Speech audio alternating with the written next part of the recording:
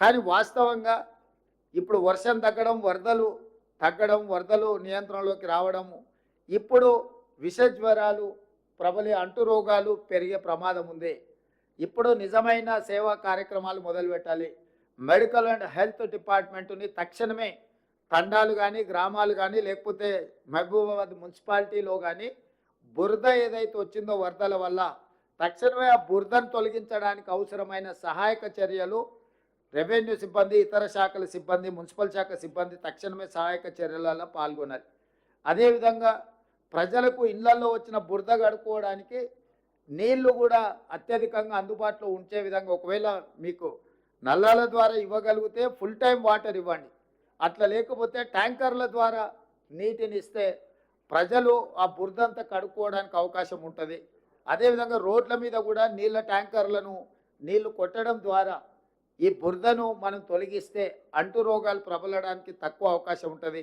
ఈ క్లీన్ చేసిన తర్వాత బ్లీచింగ్ పౌడర్ కానీ దోమలు రాకుండా దోమల నివారణ చర్యలు ఏమేమి తీసుకోవాలనో సంబంధిత శాఖ అధికారులను, మెడికల్ హెల్త్ అండ్ మున్సిపల్ శాఖకు సంబంధించిన అధికారులను కూడా అప్రమత్తం చేసి ఇతర ప్రాంతాల నుంచి ఎవరైనా అధికారులు ఉంటే కూడా అవసరమైతే అత్యవసరంగా ఇటు వాళ్ళని తెచ్చుకొని వాళ్ళని కూడా మీరు వినియోగించుకొని ఈ సహాయక చర్యలలో కూడా మీరు పాల్గొనాలి. నేను స్పష్టంగా జిల్లా ఇన్ఛార్జ్ మంత్రి గారికి సూచన చేస్తున్న, అధికారులకు ఆదేశాలు ఇస్తున్నా, ఎక్కడైతే ఈ నష్టం జరిగిందో, ఎక్కడి ప్రజలకైతే కష్టం వచ్చిందో ఇతర ప్రాంత అధికారులను మీరు తీసుకోండి. పోలీస్ సిబ్బంది కూడా నేను సూచన చేస్తున్నా. ఇతర పోలీస్ స్టేషన్లలో ఉన్న సిబ్బందిని కొంతమేరకు ఐజీ గారికి కూడా నేను ఆదేశాలు ఇస్తున్నా. మీరు అవసరమైన మేరకు పోలీసులను అంటే అత్యవసరంగా ఏమైనా అవసరమైతే వాళ్ళని డిప్లాయ్ చేసి ప్రజలకు కంప్లీట్గా అందుబాటులో ఉండి వాళ్లకు సహాయక చర్యలు చేపట్టడానికి అవసరమైన సహకారాన్ని రెవెన్యూ డిపార్ట్మెంట్తో కోఆర్డినేట్ చేసుకుంటూ లోకల్గా మీరు పర్యవేక్షించాల్సిన అవసరం ఉన్నది. దాని మీద కూడా మీరు ప్రత్యేకంగా దృష్టి పెట్టండి. ఈరోజు ప్రభుత్వము అన్ని రకాలుగా ముందస్తుగా వాతావరణ శాఖ నుంచి నివేదికలు తెప్పించుకొని ముందస్తుగా ఈ నివేదికలన్నీ తెప్పించుకొని ఎక్కడైతే అధిక వర్షపాతం కురవబోతుందో ఒక అంచనాకు వచ్చే అధికారులను అందరిని అప్రమత్తం చేసి 24 గంటలు పర్యవేక్షించడం వల్ల ఈరోజు చాలా వరకు నష్టాన్ని తగ్గించగలిగినాం. 100% మనం నివారించాలని అనుకున్న ప్రకృతి ఊహించని విధంగా చేసిన దాడితోని కొంత నష్టం జరిగిన వాళ్ళకి ఇప్పుడు సహాయాన్ని అందించే కార్యక్రమం ప్రభుత్వం చేపడుతుంది. అదేవిధంగా చాలా దగ్గరలో విద్యుత్ లైన్లు కూలిపోయినాయి. వాటిని ఎంబడే విద్యుత్ శాఖ వాళ్ళు కూడా రిస్టోర్ చేయాలి. టెంపరీ రిస్టరేషన్ ఒక భాగము, పర్మనెంట్గా ఇప్పుడే నేను అక్కడ మీరు డిస్ప్లేలో చూసిన ఒక సబ్స్టేషన్లకు మొత్తం నీళ్ళు వచ్చినాయి. 33/11 kVA సబ్స్టేషన్ అనుకుంటా. తక్షణమే విద్యుత్ శాఖ కూడా దానికి సంబంధించిన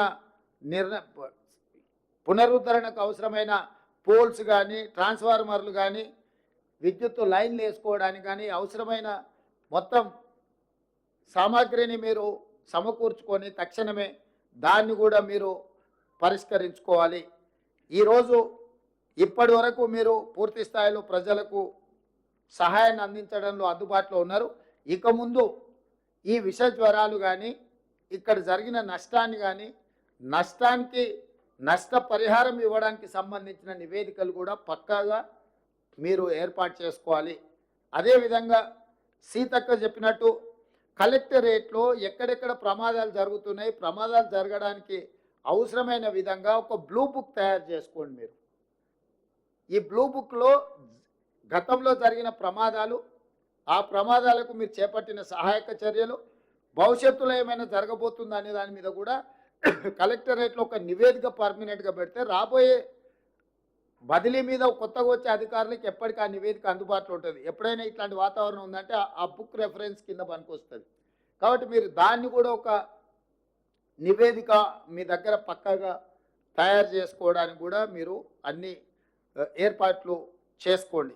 దాంతో ఏమైందంటే ఎంబడెంబడే మనము ఎలాంటి సహాయక చర్యలు చేపట్టాలనో కూడా తర్వాత వచ్చే అధికారులు కానీ, తర్వాత వచ్చే ప్రమాదాలు కానీ ఉంటాయి. చివరగా ఈ మహబూబాబాద్లో చాలా చెరువులు ఆక్రమించుకున్నారని స్థానిక ఎమ్మెల్యే గారు చెప్పారు. నేను స్పష్టంగా అధికారులకు ఇరిగేషన్ అధికారులకు, అగ్రికల్చర్ అధికారులకు, మున్సిపల్ అధికారులకు, మొత్తంగా కలెక్టర్లకు నేను ఆదేశాలు ఇస్తున్నా. హైదరాబాదులో ఏ విధంగా అయితే లేక్ ప్రొటెక్షన్ కోసం మనం హైడ్రా పెట్టి ఒక ప్రత్యేకంగా డ్రైవ్ మొదలుపెట్టినామో, కొంతమంది స్వార్థపరులు ఈ చెరువులను ఆక్రమించుకొని వాళ్ళు ఇల్లు కట్టుకోవడము, ఫామ్ హౌజులు కట్టుకోవడమో, లేకపోతే ఆ స్థలాలను ఆక్రమించి లేఅవుట్లు వేసి అమ్ముకోవడం ఏదైతే చేస్తున్నారో ఇది క్షమించరాని నేరము. ఇవాళ ప్రకృతి వైపరీత్యానికంటే కూడా ఇలాంటి ఆక్రమణదారులు చేసిన తప్పుడు చర్యల వల్ల తీరని నష్టం మనకు జరుగుతున్నది. దీనికి ఎక్కడో ఒక దగ్గర పులి స్టాప్ పెట్టవలసిన బాధ్యత ప్రభుత్వం మీద ఉన్నది. అందుకే ఎంత ఒత్తిడి వచ్చినా వెనక్కి తగ్గకుండా హైడ్రాను తీసుకొచ్చి అధికారులను అప్రమత్తం చేసి ప్రభుత్వం దగ్గర ఉన్న లేక్లకు సంబంధించి, చెరువులకు సంబంధించిన వివరాలను సేకరించి full tank level, buffer zone, అదేవిధంగా క్యాచ్మెంట్ ఏరియాలో అంటే నాలాలు ఏవైతే ఆక్రమించుకున్నో వాటి అన్నిటిని కూడా తొలగించే కార్యక్రమం చేపట్టినాం. ఇవాళ ఇది జిల్లాలకు కూడా విస్తరించాలి అని చెప్పి డిమాండ్ వస్తుంది. నేను అనేది ఏంటంటే హైదరాబాద్ పరిమితిలో ఒక ఏర్పాటు చేసిన యంత్రాంగము, జిల్లాలలో కూడా మీరు ఇట్లాంటిది ఒక సిస్టమ్ని ఎవాల్వ్ చేసుకోండి. ఎవరున్నా తొలగించాల్సిందే.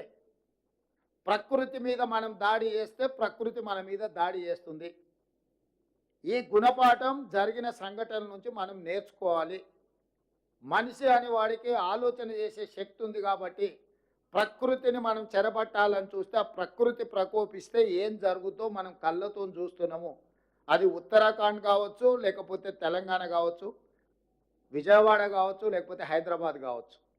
ఎక్కడైనా ప్రకృతి మీద మనం దాడి చేస్తే అది తప్పకుండా దాని యొక్క దుష్ఫలితాలు మనం చవి చూడవలసిన పరిస్థితి ఉంది.